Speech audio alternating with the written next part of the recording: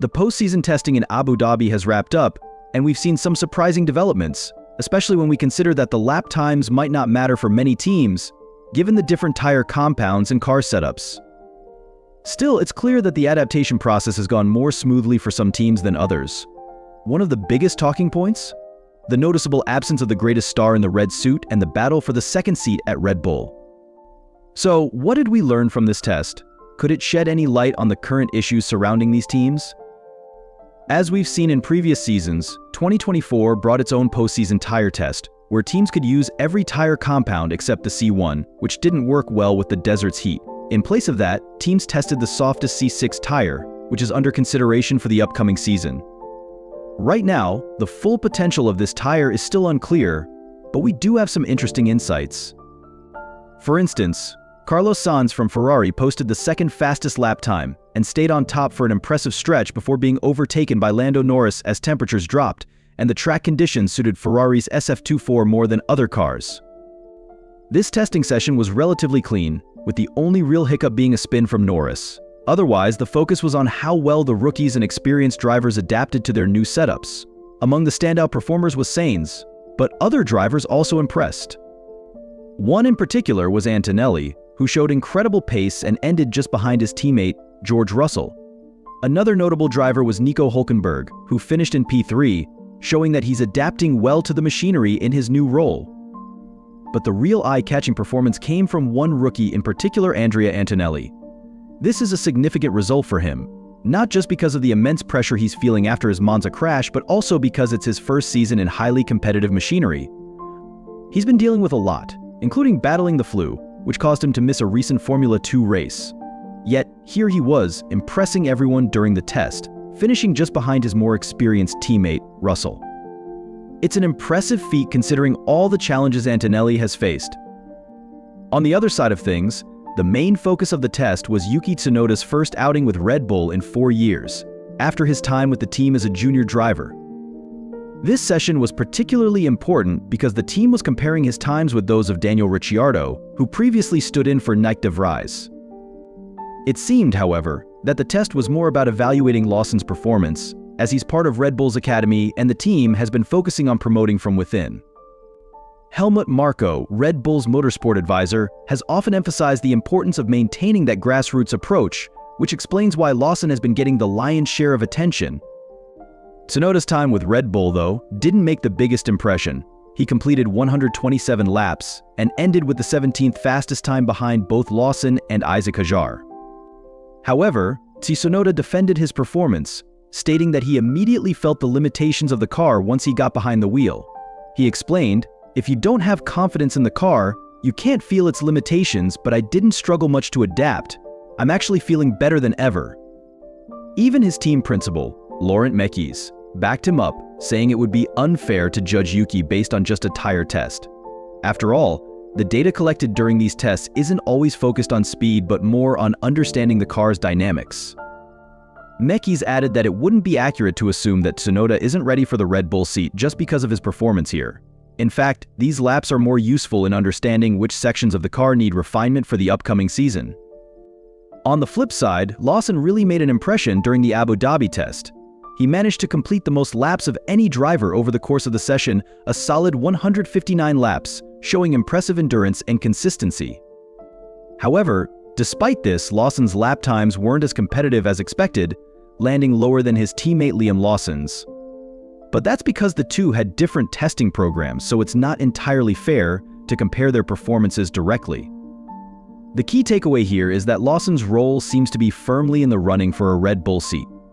After all, he is a part of their driver academy, and the team is likely to prioritize promoting from within.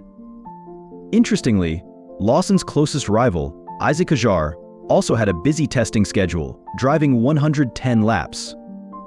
Hajar, a Formula 2 contender for the championship this year, drove a solid performance, and although his lap times weren't spectacular, it's clear that Red Bull is keeping a close eye on both drivers as they figure out who will be the best fit for the team in the long run.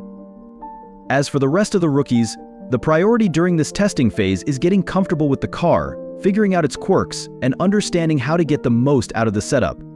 For these drivers, there's no room for mistakes when the real racing season begins.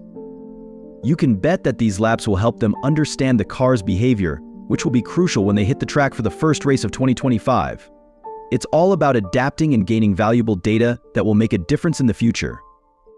A notable absence from the testing was Lewis Hamilton, who didn't take part in the session despite his long-standing career in Formula One. While Hamilton has already started his ambassadorial duties with Mercedes, including a trip to Rwanda and a visit to the team's headquarters in Stuttgart, the seven-time world champion expressed that missing the test would be harder than most realize. Hamilton's absence is a key talking point because the testing sessions allow drivers to gain vital data, especially in a car they've never driven before. Lewis, reflecting on the situation, admitted that missing out on the test could delay his progress, making it tougher to hit the ground running in the 2025 season. He acknowledged that the test would have been an important opportunity to get acquainted with the car, just like any other driver would. Driving 130 laps in a new car is an invaluable chance to gather data, even as a seven-time world champion, he said. His ability to extract insights from the car could have helped Mercedes identify weaknesses they weren't aware of. While Hamilton understood the team's reasons for not allowing him to participate, it still stung a little, knowing the kind of advantage he could have gained. The fact that Hamilton will be testing an older Ferrari car, the F1’S from 2022, suggests that he might be on the back foot when the 2025 season begins. This is especially interesting when considering his former rival, Nico Rosberg, who discussed Hamilton's future in Formula One. Rosberg speculated that Hamilton might feel some pressure when he joins Ferrari, fearing that his performance could suffer if he doesn't get the same results he was accustomed to at Mercedes. Nico Rosberg, speaking from experience, hinted that the prospect of underperforming in a Ferrari could weigh heavily on Hamilton.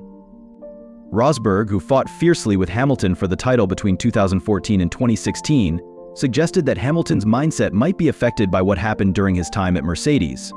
When you're used to winning, but then start losing, it's tough, Rosberg explained. For Hamilton, this is going to be even more challenging, especially if he continues to struggle after making the switch to Ferrari. According to Rosberg, Ferrari hired Hamilton for a reason: they want him to fight for world championships, not just to fill a seat. If his form doesn't improve, that's a problem for him and the team, Rosberg added. Ferrari will expect him to match the performance of Charles Leclerc and compete at the top level, not just as a name. It's going to be a real test for him. As much as Hamilton has shown his resilience throughout his career, there's no denying the added pressure he'll face at Ferrari, especially with a new car and an entirely different environment. The 2024 Abu Dhabi test has raised more questions than answers for many drivers and teams heading into the 2025 season. For some, it was an opportunity to get familiar with new machinery, while for others, it was a test of endurance and adaptability.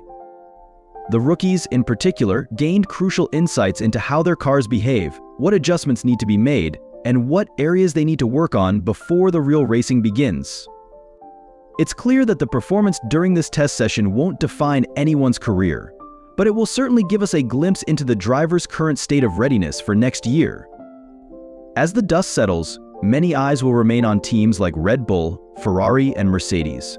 With changes to their driver lineups, there's always a chance that one team might surprise us with their performance, whether it's due to new talent or improvements to their car setups. The 2025 season is still a long way off, but we've already begun to see hints of what could be a dramatic shift in the F1 landscape. Will Red Bull continue to dominate, or will other teams rise to the challenge? We'll have to wait and see. And that's a wrap on our breakdown of the Abu Dhabi postseason testing and all the surprises that came with it. The 2025 season is shaping up to be one of the most intriguing in recent memory, with rookies making their mark, veterans adjusting to new teams, and some big decisions looming over driver lineups. It's clear that every team will have their work cut out for them as they prepare for the new season, and we're only just scratching the surface. Now, I want to hear from you. What did you make of the testing session? Which driver impressed you the most, and who do you think is going to take the biggest leap heading into the 2025 season? Do you think we'll see any unexpected surprises in the driver market? Or are the current top teams going to continue their dominance? Drop your thoughts in the comments below. I'm always keen to hear what you think. And if you've enjoyed this video, don't forget to like and subscribe for more Formula One updates, deep dives, and discussions. We're building a community of passionate F1 fans here, and we'd love to have you as part of it.